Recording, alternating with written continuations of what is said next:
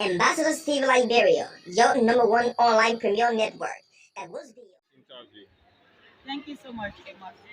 Could you give us a synopsis of the program that is ongoing, the training program of journalists? So basically, it's a 2 day of training of journalists from across Montserrat and Marquis counties to be trained in legal know-how, personal safety, and security when reporting from dangerous or conflict zones. We've seen in recent times waves of violence against journalists in every part of the country.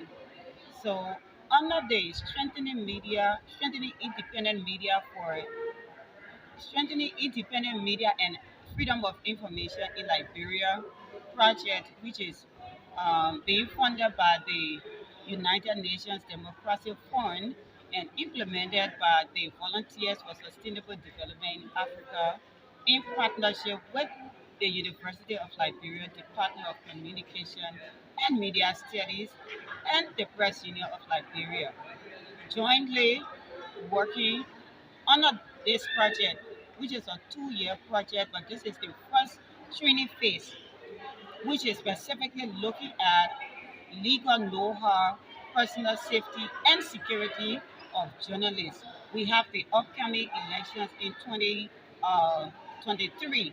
We just had 4 by-elections in the country, and these are critical times. We've seen in past time where journalists have actually uh, experienced violence to a larger extent. So in these 2 days of training, we are building the skills of journalists ahead of the elections, ahead of protests, to know exactly what are ways in which they can cover these national events. Apart from that, we've seen all across the world journalists are targets. I mean, that are greatly involved with investigation or critical reporting. They are targets across the world. And according to what we learn in journalism, there's no story worth dying for. This is why this training has been organized across 5 counties: Montserrat, Lofa, Nima, Bong, and Nima counties. So on this particular training that we are attending here at the University of Liberia is phase one of the legal know-how training. And next week we're going to be in Wanga where Lofa, Nima, and Bon counties participants will be converging in Wanga to actually have that share of the legal know-how and personal safety training. So this is why we are here. For Monserrado and Makibi, how many participants were you able to gather here at the Fender campus? Okay, so we were able to gather from Montserrat 60 journalists across Montserrat, and we brought in 20 journalists from Makibi counties, totaling 80 journalists, which we are looking at female participation in these trainings that we are going to be Could you having. tell us how many females are in? Yeah, so from all of what we've been able to look at in the gender contest in terms of beneficiary, this particular training we have 78 females attending and um, 40 plus male attending this training. So from Monserrado, Makibi to the other counties, will you be launching okay phase one will continue in Bon County? Yes, When so will you be launching phase two? okay, so like I said, this is phase one, but next week, which is the 24th and 25th, we are going to be in Wanga, where 3 counties will be coming together in total of 50 journalists from Nima, Lofa, and Bon counties to undergo this same legal know-how, personal safety, and protection for journalists. So from the responses you're getting from the participants here in Monserrado and Makibi, how are they participating in this workshop? Well, it has actually been exceptional. On the first day, we had veteran journalist Frank Siwola, who on two presentation explain in a much wider extent the importance of safety for journalists, the importance of preparing and taking into consideration rather the risks involved with the story you are covering, how to still cover a story and still protect yourself. Because what he mentioned yesterday, he said that the first law of nature is self-preservation. So I think with that being stressed in the workshop, it tells you that yes, you can report a story, but you need to report it in a way that you are safe and you are able to save others. So for your facilitator, how are you coping with them? Are you getting them to come over to train the class that you already gathered together? Sure. So like I said, we this is a 2 day training. On day one, which was yesterday on the 18th, we have veteran journalist Frank Siwola. He presented two topics and it went very well. I mean, the participants they were exceptional. They shared their personal experiences about how the topic is relating to what they've experienced. They were able to share some of the difficulties they've had in reporting a particular story or some of the threats they underwent just to report a particular story, even though it was threatening. But then, with the intervention of other media stakeholders, like on Wednesday, we were at the PL, we launched the National Media PS Support Network. So that network is going to be doing more in terms of providing resource material and cautioning tips that will help journalists in the field.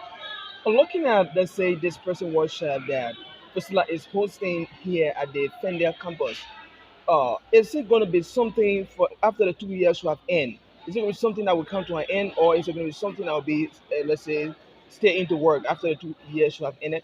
Okay, so uh, it's an ongoing process. If I say ongoing, I'm actually talking about the project that is ongoing is for 2 years under the United Nations Democracy Fund support. So we have been able to set up under the project through our partner, the Press Union, or or national media peer support or journalist peer support network, which is going to continue. And also, they are about to launch a Cram app reporting. What should I say? A reporting app that is going to help journalists. You don't need to come to the PEL before you file in your complaint. You stay right in your county and file whatever complaint you have against whoever that you think is allegedly, causing harm or intimidating you. So this particular organization today, that is, let's say, educating journalists on their safety and protection. Do you think that this organization, those people they are imparting to the journalists that are imparting, are they going to be in a specific organizations when it comes to the working of, let's say, Vasilia in this process? Or how is it going to be like? If you say is it going to be in one organization? We are working with media organizations across the country. So it's not going to be, let's say, generalized in one, let's say, under one umbrella. That's part of, let's say, journalists coming from different institutions. I'm asking. Yeah, so the project is focused mainly in 5 counties, like I said initially. So we are working with media institutions and journalists on ground, working in the various counties that the project is concerned with. What what's your expectation from participants as we conclude today's session? What's your expectation? Yeah, so my expectation is that as we leave the training hall today, we are going to make immense opportunity of the skills we have gathered, that we should go out there as professionals, we should go out there, uh, not in confrontation, we should go out there to report what we see, and we should be able to consider whether a story reporting it is going to bring, let's say, threat, or you're going to encounter a lot of trouble, you can seek other sources. You can ask questions. You can reach out to expert journalists for feedback on a particular story that you think when it is when the story breaks, it's going to call national attention. You can seek peer support before reporting your story. Anything we did not ask you that you want to comment on? Yeah, so basically, this is one of its kind. Like many other will say about the training that we are targeting at least 70% of women journalists, in which we have begun to see in this training. We were successfully able to have uh, more than what we expected. So I'd like to thank all of you for coming out and thank you for this time of Your interview. name once more. Sadhatu Kone Fambule. So, which role, let's say, are you occupying in today's organization? So I am the program manager for media, strengthening media at the Volunteers for Sustainable Development in Africa. It was a pleasure joining you. Thank you so much. Ambassador Steve Liberia, your number one online premier.